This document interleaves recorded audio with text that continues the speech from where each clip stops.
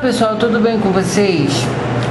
Depois de ler o romance do Saramago, O Homem Duplicado, me deu uma vontade de ler também um conto do Edgar Allan Poe, que se chama William Wilson.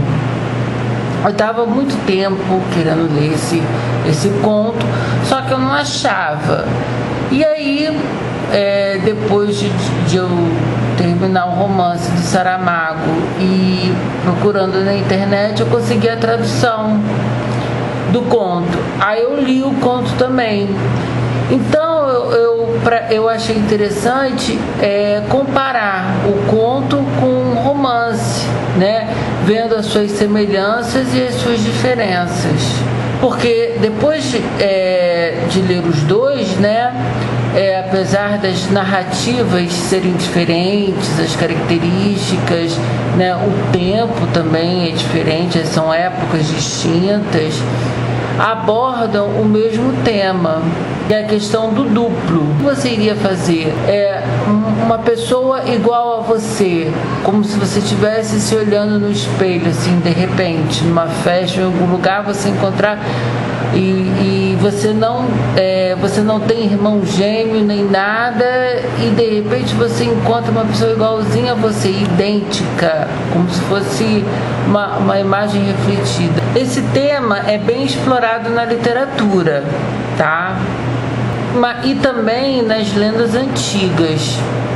Por exemplo, nas lendas germânicas, o duplo é um monstro ou um ser fantástico que tem o dom de representar uma cópia idêntica da pessoa que ele escolhe e passa a seguir.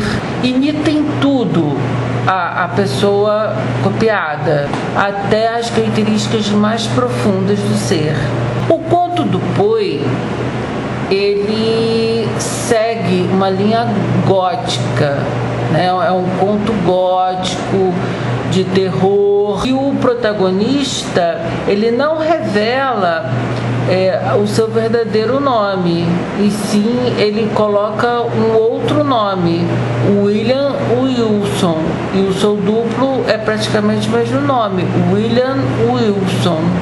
Antes de mais nada, eu queria dizer que o autor, né, inglês que escreveu o conto, Edgar Allan Poe, ele não é moralista, mas mostra como o William Wilson é mau caráter e se vê em conflito, porque o duplo dele sempre quer desmascará-lo.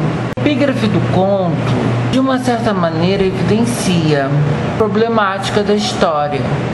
Que dirá ela? Que dirá a terrível consciência, aquele espectro no meu caminho? Aí eu comecei a pensar que o seu duplo poderia ser a consciência dele, que almejava dizer que o que ele fazia era errado.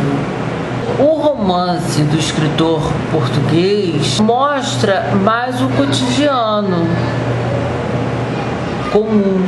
O professor de história Tertuliano Máximo Afonso vive sua vida normal, até que um colega indica para ele um filme, e quando ele vai assistir, percebe que existe um ator secundário igual a ele. Tanto um como o outro são homens comuns até então. Inclusive, eu percebi um fato, né, que eu já encontrei nos outros livros que eu li do autor português. O descontentamento e o ceticismo do homem atual, principalmente em relação à humanidade, por causa dos absurdos, né, que se cometem ao longo da história. Aí surge a pergunta: quem é original?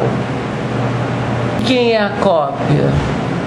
A rivalidade não está entre o bem e o mal, mas em relação à identidade, né, dos dois personagens do livro do Saramago. Esse desafio, essa questão que os personagens, quando se encontram, se questionam, né? Perguntam, pô, e agora? Tem um duplo meu? Quem é o original? Quem vai viver primeiro? Quem vai morrer?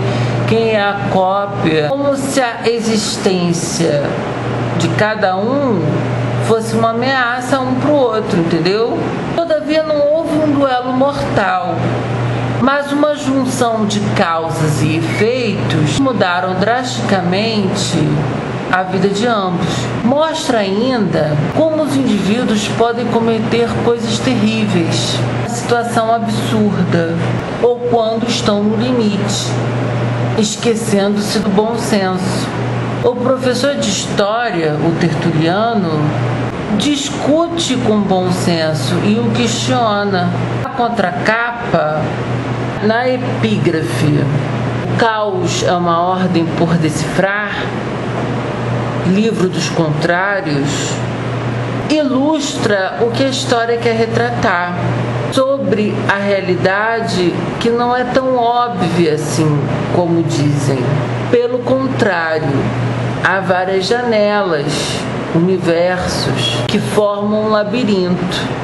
Lógico que neste ponto o conto se aproxima do romance, evidencia o lado obscuro do ser humano e sempre se deseja colocar debaixo do tapete.